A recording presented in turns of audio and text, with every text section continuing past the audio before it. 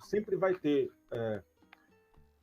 um professor que quer facilitar para todo mundo, para também não ser cobrado pelos alunos, pela coordenação. Sempre vai ter uma instituição que vai fazer uma disciplina online, pô, funciona, em 2 dias eu vejo todo o conteúdo do portal, faço uma provinha objetiva chinfrim e tiro notão naquela disciplina. Sempre vai ter um estudante, um colega de sala que não ponga no grupo, que não faz nada, que assim, eu acho que uma das maneiras indispensáveis para que os estudantes aproveitem melhor o seu tempo na universidade é não subscrever a esses pactos de mediocridade. Exija a formação que você merece. Toca la clave, suena el bombo.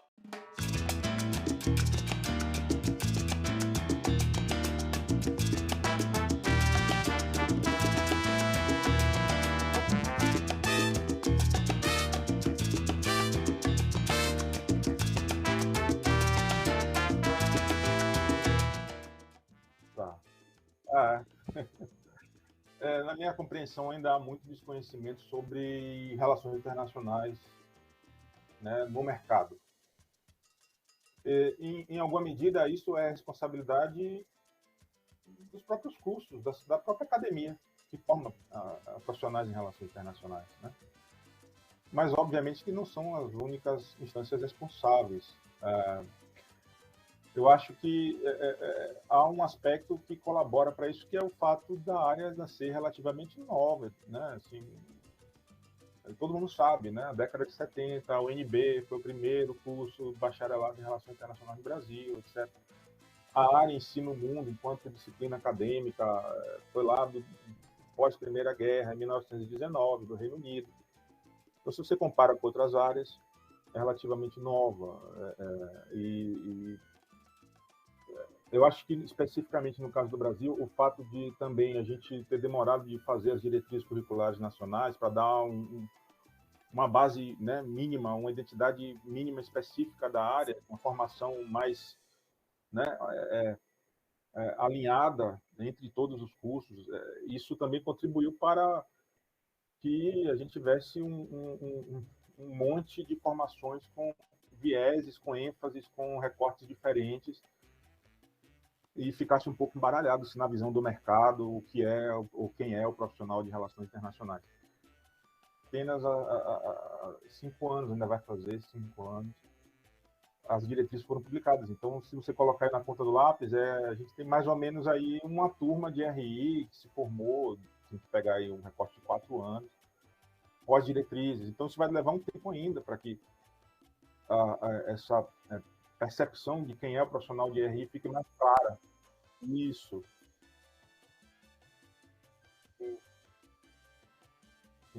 Isso. Qual é a diferença entre comércio exterior e relações internacionais?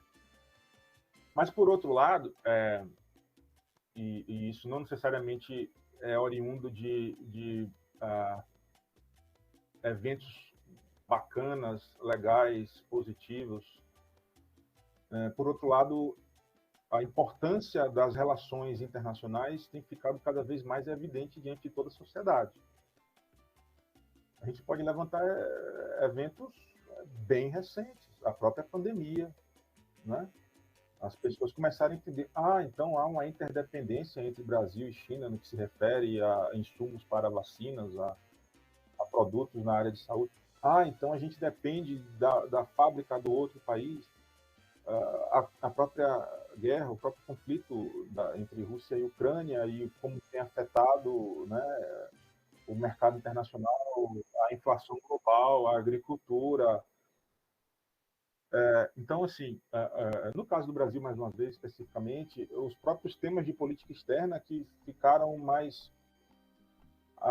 foram mais acessados pela política nacional, né, pelas disputas partidárias, pelas disputas de narrativas, né?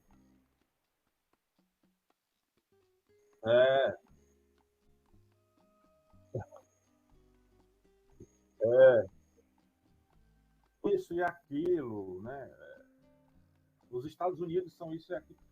Então, assim, como eu disse, não necessariamente pelas melhores razões, mas a própria área de relações internacionais ela tem ficado cada vez mais compreensível para a sociedade como um todo e, consequentemente, para os setores produtivos, né? Então, eu entendo que isso é um ponto positivo para que a gente continue enfrentando esse desconhecimento que o mercado tem sobre a área de relações internacionais.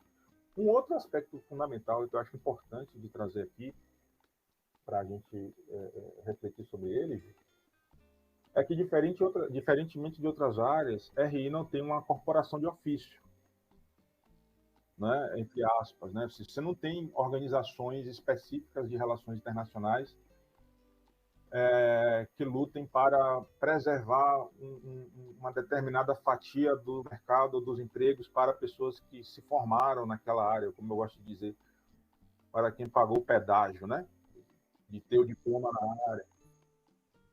Isso, exatamente. Então, a gente tem alguns exemplos. Você tem, na área do direito, isso é muito fácil de perceber, né? Em outras áreas.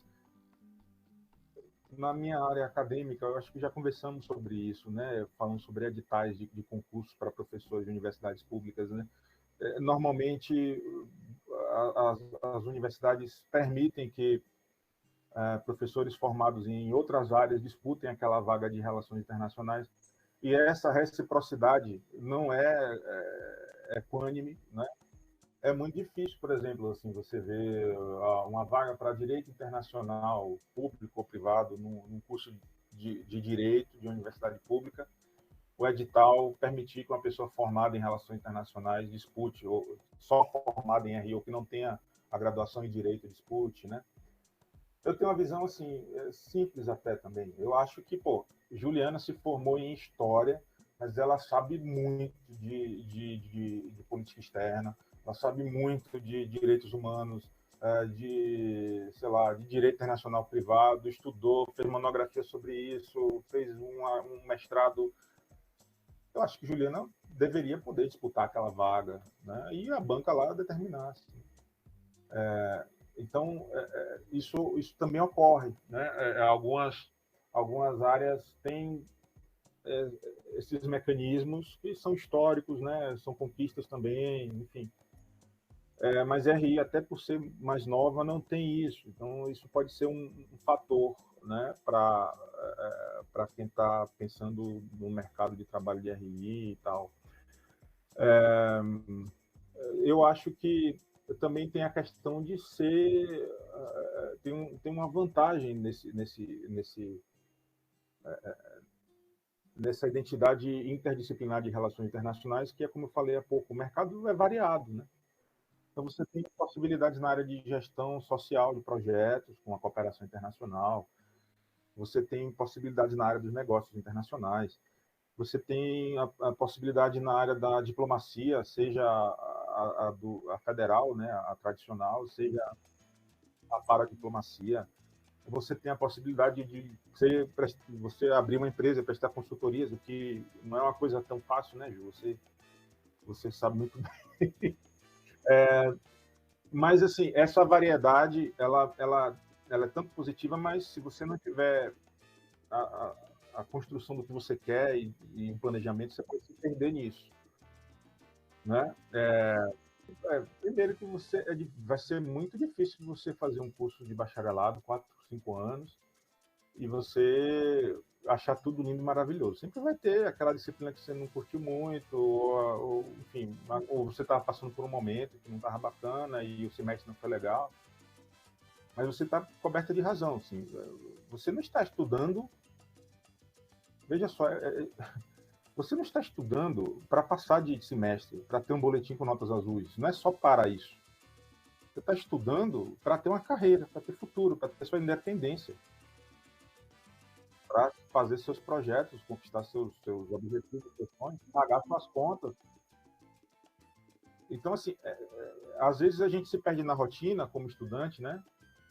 E poxa, é tanto trabalho que eu tenho que fazer, tanta prova, nisso aqui, você para de pensar no real propósito daquilo. Você vive o momento para ser aprovado na disciplina.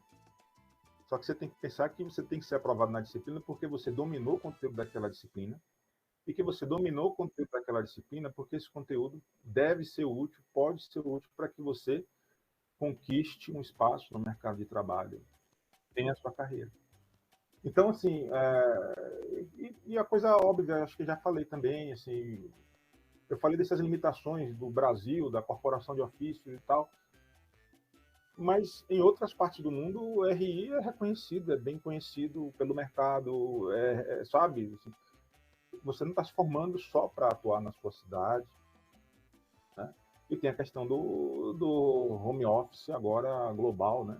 Você pode estagiar em uma organização internacional sem sair de sua cidade, você está trabalhando pelo computador, né? É interessante observar. Eu vou começar com outra citação do Fred Halliday, né? O nome do livro, eu nem dei o nome do livro, mas é Repensando as Relações Internacionais. Foi publicado no Brasil, acho que em 2007. Vale muito a pena, tá? Ler, pelo menos ali a primeira parte. E depois ele vai entrando nas teorias, e se você for uma pessoa que ainda não chegou nas disciplinas de teoria de RI, você pode se perder um pouquinho. Mas eu achei muito legal, eu separei essa citação para essa sua pergunta, porque os estudantes talvez se identifiquem bastante com o que o Halliday fala. Ele diz o seguinte: de todos os estudantes de ciências sociais nas universidades, os de relações internacionais são os que provavelmente irão encontrar mais incompreensão e ignorância e os que irão se envolver em mais depuração conceitual, ética e factual. Somente isto já fornece uma relevância distinta às relações internacionais, mesmo que empreste um certo caráter laborioso à exploração das questões internacionais. Por que ele falou isso? Justamente por conta dessa ainda grande presente incompreensão sobre o que exatamente são as relações internacionais. Então, assim, provavelmente a galera que faz RI ou que já fez RI, que é sua audiência, durante os anos de curso, sempre encontrou alguém, pelo menos uma ou duas vezes no semestre, que perguntasse assim: o que é que faz relações internacionais? Nem fala assim, o profissional de relações internacionais ou o internacionalista, né? O que é que faz relações internacionais? As pessoas, até dentro da faculdade, colegas de outros cursos, né? Você estuda o que mesmo, né? A base de tudo, na real, eu penso, é o seguinte, Ju. O que é que eu tenho que estudar? Qual é o meu objeto de estudo? É isso. Tenho clareza sobre o que é isso. Qual é o meu objeto de estudo? Beleza. Como é que se estuda esse negócio? Tá. As abordagens para estudar. O que é adequado? Qual é a perspectiva, a abordagem? Quais são as abordagens adequadas para estudar esse negócio aqui, esse objeto? Né? E depois, bom, quais são os métodos, as técnicas, os procedimentos que eu vou utilizar para fazer um estudo correto, científico desse objeto? Quando você tem clareza sobre isso, e isso é simplesmente ontologia, epistemologia e metodologia, as disciplinas na sua matriz curricular devem fazer mais sentido. Por que eu estudo essa diversidade de conteúdos? Né? Aí você vai perceber que existem disciplinas que são do núcleo duro da área, que são a essência da área, ali acessórias complementares ou suplementares para que você tenha uma melhor compreensão sobre a análise e o estudo do seu objeto. Então, respondendo a sua pergunta, né, uma das coisas que os estudantes podem fazer, as estudantes podem fazer para melhor aproveitar o tempo na universidade é realmente se dar conta do que é que eu estou estudando, cara. O que é que eu estou fazendo aqui? Qual é o sentido de estudar essa disciplina? Eu tinha um professor que falava assim, quando você destrava, quando você encontra essa chave epistemológica, você vai perceber muito mais claro e facilmente quais são as conexões que as disciplinas têm entre si. Eu estou falando também assim, numa perspectiva de que a matriz curricular seja bem feita, né? Seja uma matriz adequada, né? Que não tenha ali os penduricalhos por outras razões não acadêmico-científicas. Né? Quando você percebe, por exemplo, quais são as conexões que as matérias, que as disciplinas têm entre si, você pode racionalizar seu estudo, você pode identificar caminhos para que as 2, 3 horas que eu vou dedicar ao estudo de tal tema também sirvam para as disciplinas B, C e D. Então, essa é uma questão. Uma outra questão é aproveitar as oportunidades das atividades extracurriculares, da pesquisa, da iniciação científica, da extensão, tá? De você trabalhar com a comunidade do entorno, quem é que está ali, como é que eu, pessoa que está se formando em relações internacionais, posso aplicar meu conhecimento na execução ou na realização de uma ação, de uma tarefa que tem um impacto social local. A extensão é muito bacana para isso, tá? É indispensável. Aliás, já é normativa. Os cursos de relações internacionais são obrigados a ter extensão. Todos os cursos, na verdade, superiores, né? O MEC estabeleceu isso. Eu não me lembro agora a partir de que ano as matrizes curriculares dos cursos já devem apresentar previstas as atividades de extensão com a carga horária específica dentro da matriz do curso. Isso é imprescindível. Não era obrigatório. Não era obrigatório ter atividade de extensão, né? Nem todo estágio é uma atividade de extensão, tá? A atividade de extensão é aquela que vai trabalhar com a comunidade local, que vai gerar um impacto, né? Isso é uma outra coisa que muitos estudantes têm dificuldade de perceber. O cara sabe tudo sobre a guerra na Síria, mas ele tem uma dificuldade para identificar como é que ele, enquanto profissional em formação de relações internacionais, pode realizar uma ação de impacto local numa comunidade. Não precisa ser numa grande empresa multinacional, não é isso. A extensão tem outras preocupações, entende? Então, essas atividades extracurriculares, né, as palestras, assim, até que sejam, mesmo que sejam atividades não necessariamente acadêmicas, né, de repente uma gincana que rola lá na sua instituição, ou a participação nas ligas, ou os simulados, ou as atléticas, né? Você tem que pensar também que é muito provável que sua primeira oportunidade de emprego seja oferecida ou oportunizada, né? Oportunidade oportunizada ficou feio, mas assim, viabilizada para você através de uma pessoa que faz parte de sua rede de contatos formados durante os anos de graduação. Então, essas atividades que não necessariamente são estritamente acadêmicas, eu falei das ligas, mas na verdade as ligas são ligas acadêmicas, né? Mas, por exemplo, as atléticas podem forjar relacionamentos que sejam interessantes para a sua vida profissional. Então, uma ótima forma também de você aproveitar o seu tempo na universidade. E tem uma coisa assim fundamental que é a seguinte: é o tempo de você experimentar, porque a tolerância ao erro, enquanto você tem o status de estudante, é maior, né? Então, é um tempo de experimentar, como você mesma falou, fazer o estágio, me jogar, fazer o trabalho voluntário, sabe? Ir construindo o seu currículo, né? Ah, mas eu quero uma carreira de Estado, eu vou fazer concurso, não preciso ter um currículo. Tudo bem, mas de repente não vai ter um edital para aquele cargo que você quer todo ano, né? Enquanto isso, vão agregar na sua formação.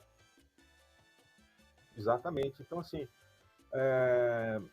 eu acho que no frigir dos ovos é muito por isso. E tem uma coisa que eu acho indispensável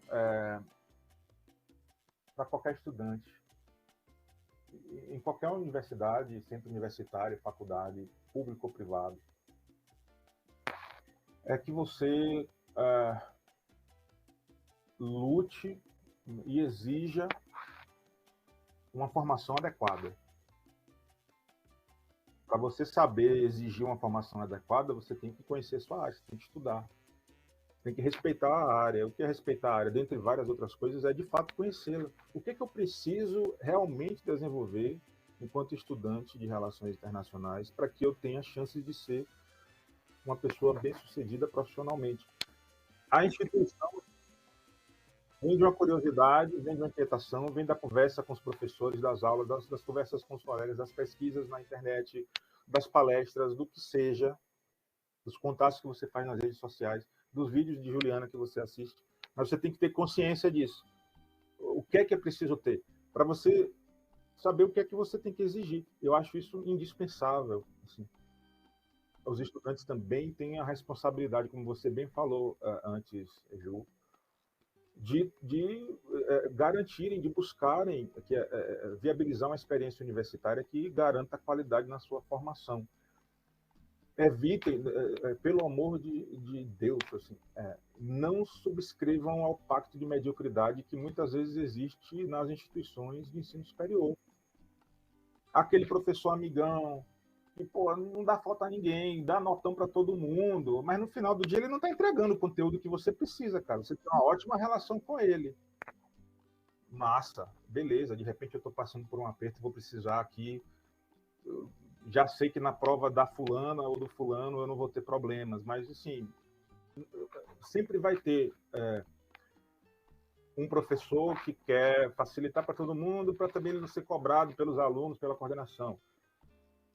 Sempre vai ter uma instituição que vai fazer uma disciplina online, pô, funciona, em 2 dias eu vejo todo o conteúdo do portal, faço uma provinha objetiva chinfrim e tiro notão naquela disciplina. Sempre vai ter um estudante, um colega de sala que não ponga no grupo, que não faz nada, que assim, eu acho que uma das maneiras indispensáveis para que os estudantes aproveitem melhor o seu tempo na universidade é não subscrever a esses pactos de mediocridade. Exija a formação que você merece.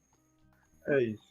E é isso. Você mantenha a vigilância sobre o que te oferecem, o que querem que você engula. E se você achar que não é adequado, rejeite, se organize, forme um grupo de colegas, vá atrás de seu departamento, do seu DCE, do seu coordenador, de sua coordenadora, do seu professor, na medida do possível, sempre, obviamente, com a educação, com diplomacia, mas, assim, não aceite qualquer coisa, né? E viva intensamente a experiência universitária, assim.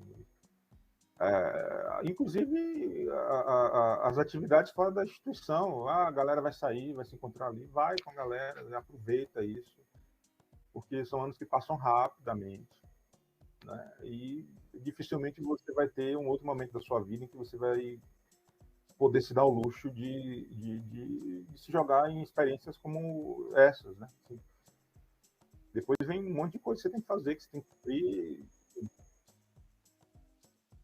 congresso, conhecer pessoas do país inteiro. Assim, eu acho interessante que no Brasil você tem a Federação dos Estudantes de Relações Internacionais, vai participar, vai discutir as coisas, o que, é que pode melhorar nos cursos, o que, é que tem de errado nos cursos. Enfim, viva a universidade, né? Onde quer que você esteja, se permita isso. E mais do que se permitir, assim, entenda que é um momento estratégico para a sua vida.